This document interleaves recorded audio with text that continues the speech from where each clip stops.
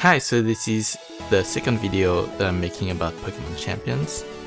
The first one was a gimmick electric type team, and this one I'm not even sure how I decided on it. Surely it had to be Ditto because the gimmick this time is copying the other team. Before we get into the meat of it, context, I'm not a competitive player. I learned competitive in Pokémon X to play singles, entirely just to beat a team of all legendaries and starters Pokemon. My team, I think, was entirely made of underused Pokemon. This attitude is why I'm not running Incineroar or Caridon or Mega Floette.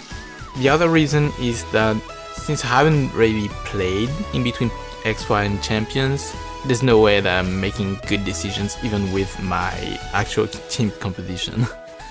But hey, I had fun making it, so counts for something. Let's begin by listing Pokemon that were in consideration, but aren't part of the final team. All of these Pokemon were scouted for learning the move Copycat, which copies the last move used. So the first one was Sudowoodo, who was a Rock-type Pokemon, and was supposed to be a check on Mega Charizard Y, who is immensely popular in the game. But Sudowoodo is not in Pokémon Champions, so tough luck. Flamigo has an ability to copy the other Pokemon's stat changes, but it's also not in Champions. Zoroark has the ability to pretend being another Pokemon on your team. For some reason, it didn't seem quite as funny as Flamigo, don't ask me why. And either way, it cannot learn Copycat in Pokémon Champions, so out of the consideration. Mimikyu, who copies Pikachu, right? I did end up using it a bit, but ultimately it felt like its ability didn't quite contribute to the gimmick. Lucario was a good check on Arceus, but thematically it didn't quite make sense. And I think that's it, so time to talk about the actual team. Because these Pokemon are the copycat users, their stats are configured the same way. So max speed, which makes it likely for the opponent's move to be last, and then I can move first to copy that move. The alternative would be hard predicting the move if I want to use copycat, and I'm not that good. Equal attack and special attack stats, even if it means going counter to that Pokemon's natural stat distribution, so that when I copy a move I don't have any physical versus special counter indication. The stupidity of this principle is the most obvious with Delphox. I didn't merely put more effort values into its attack stats, I also gave it a nature that decreases its special attack. With no points in bulk, it should do respectable damage. And it does with Mystical Fire, which also decreases the target's special attack in exchange for having less power than Flamethrower. I like having some power check on the opposition. Thunder Punch is a straightforward move, which covers for water types, and in idea should allow Delphox to oppose Mega Charizard Y. But with the same base power as Mystical Fire, without the same tech attack boost, and a mere 10% chance to paralyze the target, it's just not good. Before we get to the last move, Delphox's ability is Magician, which steals the item of a Pokemon it does damage to. Stealing is copying with an extra step, it counts. Now I didn't want Delphox to be empty-handed by default, so I gave it a White Herb, which will be consumed upon any attempt to lower its stats, like with the Intimidate ability, which lowers the attack of both of the opposing Pokemon. But because Delphox is not good against a lot of the Intimidate Pokemon, that strategy has happened maybe once, and with no move to manually decrease its stats, Delphox was running a mostly useless item, and thus a mostly useless ability. Oops. Now it has Roleplay, which allows it to override Magician with the target's ability. Delphox is deceptively fast, so barring modifiers like choice cards, Delphox can copy an immunity ability like Levitate before Garchomp get off quick. But for a Pokemon as frail as Delphox, spending a turn just to do it is definitely situational. Okay, this one is less wacky. It's Liepard, which naturally has equal physical and special attacks, so I didn't need to do anything weird. Aside spreading the attack heavies, I mean. It has the Prankster ability, allowing its status moves to have increased priority, and that includes Copycat. I don't have a lot of clips of it copying a damaging move from my opponent, and I think it's because its offensive stats don't make for instant takedowns, which would tip the scale of battle in my favor more than just a decent damage move. Even past that, there is a massive issue with Prankster Copycat. When you copy a move, you don't get to choose the target, so it will be a coin flip on which opposing Pokemon it targets. Other than just the obvious wrong target situation, we have Dark-type Pokemon, which are immune to moves that are boosted by Prankster. I don't think it's written anywhere, so I keep forgetting about it and get confused when my instant Moonblast is completely ignored by Crocodile. I gave it Fake Out, a priority move which, if used immediately after Liepard is sent out, will make the target flinch. That's the most VGC move on this team. It buys me time to set up or to safely target the other mon. Like, it's huge, it's huge. Before we get to the other moves, I gave it the Focus Sash, which helps it survive and that would normally kill it from full health. Liepard is the frailest Pokemon on this team, so that's been huge too. Its third move is Thief, which steals the target's item, specifically to work with Focus Sash being consumable. It has 60 base power, which is weak and won't have a secondary effect if it still has the Focus Sash, but it's like Delphox Magician, it's part of the gimmick. Now because it's Prankster, you'd think I'd want to have at least one other status move. Nope. I gave it Ice Fang, useful to check some Pokemon like Dragonite or Garchomp, which are 4 times weak to Ice-type moves. I haven't got any Ice-type Pokemon on this team, leave me alone. I've used Ice Fang quite a bit because it has a 10% chance to make the target freeze and a 10% chance to make it flinch. It's not a 20% chance to immobilize the target, I'll tell you what, but it is useful to support the Pokemons that have better damage output. Speaking of, here's Muscarada. It has better attacks and by far better speed than the previous mons. And with Flower Trick doing guaranteed critical damage, it is scary. With the Choice Scarf, I'm locking it into whichever move I choose, but it makes its speed so high, it's worth it. Sorry, can we pause for a moment? I said that I'm not a VGC player. My previous team was built on the principle of I want to click Discharge, and this one is I want to use my opponent's move but with worse Pokemon. So I have to actually know what the opposing Pokemon are made of. And we get to Ditto, don't worry. And with the Fake Out and the Choice Scarf, this team kind of forced me to actually engage with the meta, and I kind of hate it.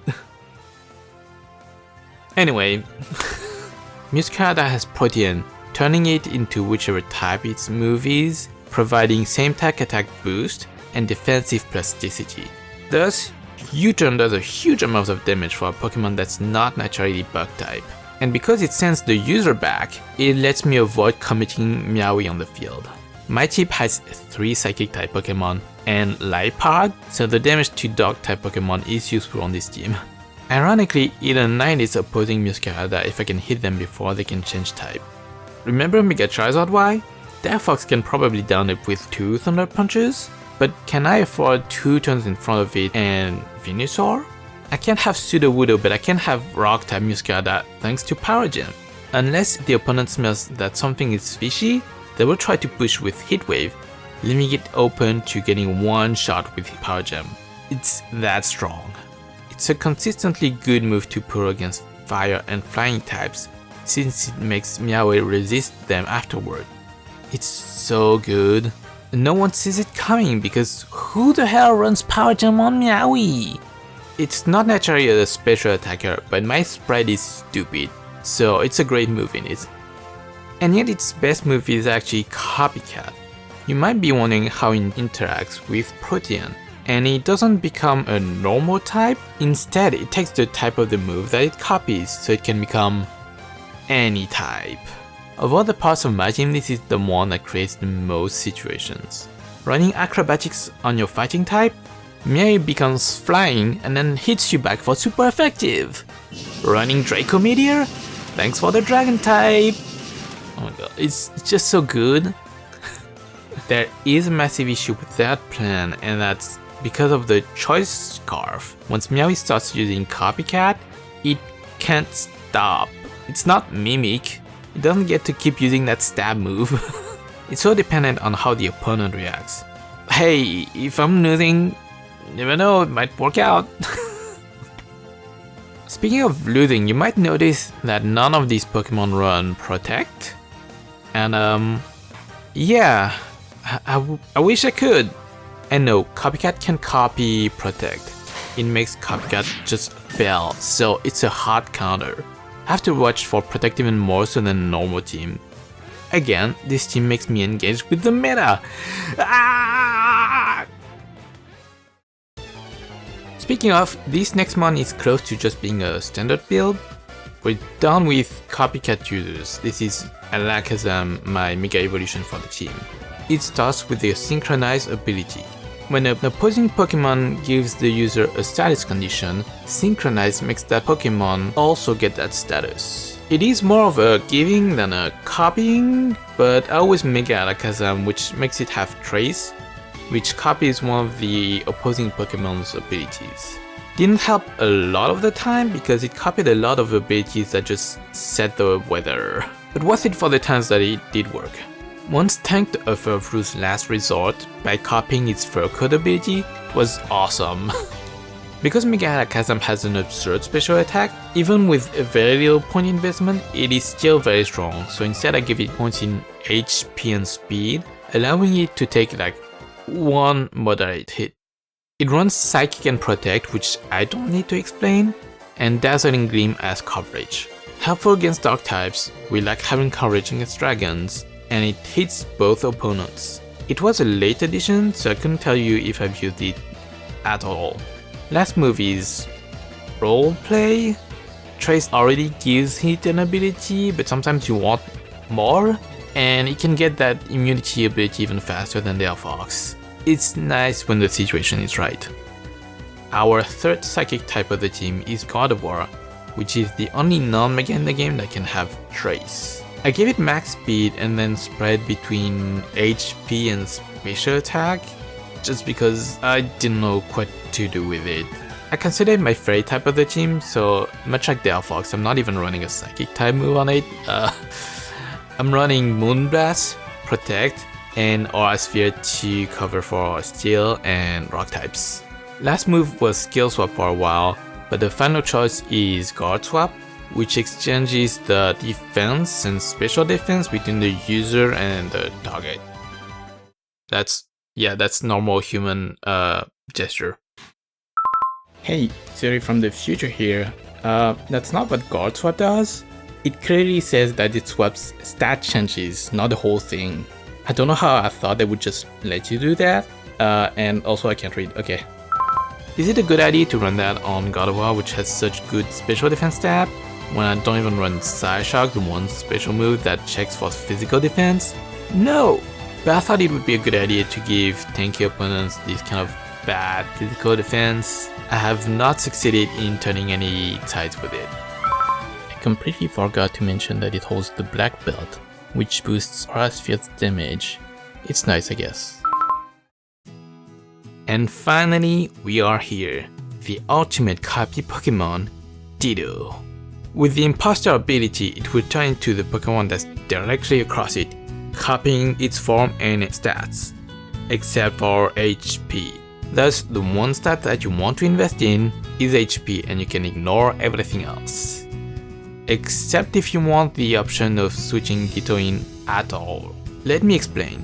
If you switch Ditto in and the Pokemon across it switches out, then Ditto will not copy the incoming Pokemon. So my advice is to also max speed out, so that you can use Transform. Well, not before everything else. Its space speed is so bad, but you have to put points where it helps. In his best normal type video, Wolfie VGC said that Ditto is very hard to use, because it's the Pokemon directly across that's copied, adding positioning to the factors you need to consider. I agree obviously, but I'm not a competitive player and there are a lot of factors that I usually kind of ignore, and Ditto forces me to take them into account. As I said before, switching Ditto in is risky, so Okay, you can open with Ditto and then never switch it out. But then you don't get to copy the opposing Mega Evolution. For a Mega, you need to wait the turn after they've Mega. Ditto also copies forms and stat boosts. So if you switch Ditto in while the opposing Pokemon is weakened, like Mimikyu's Busted form or just an intimidating mon, then you're mirroring that too. More so than the copycat Pokemon, Ditto works under the principle that you're using your opponent's moves with a worse Pokemon. That said, Ditto is so much fun to play. Copycat and Trace open different opportunities depending on what happens, but after putting Copycat, Ditto copying an entire Pokemon really changes each match like no other Pokemon. It's also the worst because again, it forces me to engage with the meta. Let's talk speed control. First off, Ditto has the Quick Draw, which sometimes lets it move first within its priority bracket, meaning usually not before actual priority moves. Because Ditto copies speed, it will always match whoever it copied, making whoever moves first a coin flip, so the Quick Draw tips the odd in your favor. Unless they run Quick Draw on this particular mon, in which case the odds are still a match. You could run Choice Scarf on it, but you would lock a move on your transformed Pokemon. And when you've gone through the trouble of taking that position, I think the Choice Scarf prevents you from making the most out of it. At large, however, if the opponent runs Tailwind or Trick Room, then the lack of Protect on my max speed Pokemon is a huge pain, because I can't start it out and I don't run any speed control. But secretly, I am. Ditto can copy a Pokemon wholesale, including its speed control moves, so I can mirror Tailwind. And Lightpad has Prankster Copycat, so Trick Room, which is always last during a turn, can be copied immediately by Lightpad on the next turn, undoing it. I did not plan the team fight, to be honest, but it counteracts speed controls surprisingly well.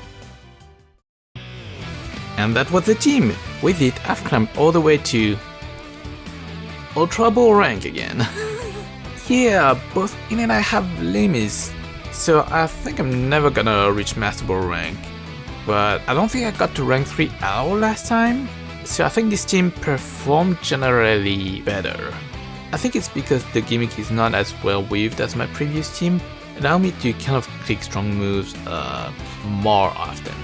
But I don't regret running that team one bit. It was really good at creating situations.